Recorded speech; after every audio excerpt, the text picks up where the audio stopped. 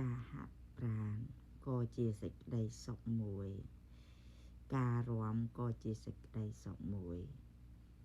ការចែករំលែកដល់មនុស្សលោកក៏ជាសេចក្តីសុខមួយ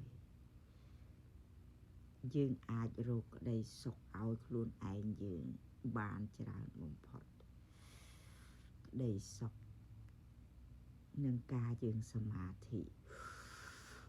ដឹងថាដង្ហើមចូលចេញបងប្អូនដឹងថា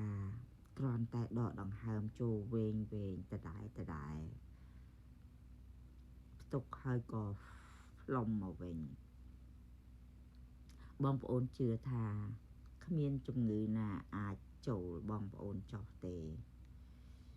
បងប្អូននឹងមានសុខភាពល្អបងប្អូននឹងមានកម្លាំងមហិមាចេញពីខាងក្នុងគ្រាន់តែសមាធិរួមជាមួយនឹងការលោតឲ្យបាន400ក្នុងមួយថ្ងៃ400ដងណាការរាំក៏អាច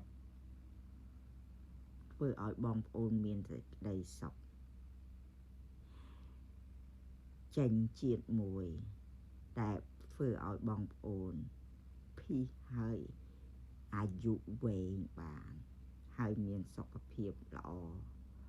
ទាំងផ្លូវកាយនិងផ្លូវចិត្តទៀតផងមានមនុស្សជាច្រើន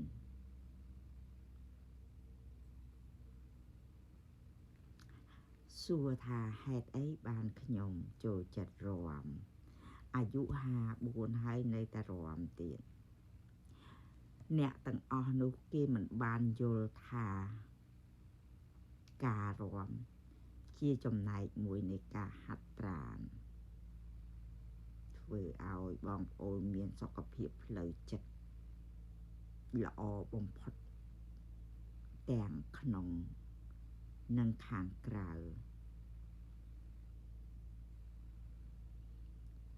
ការរាំរែក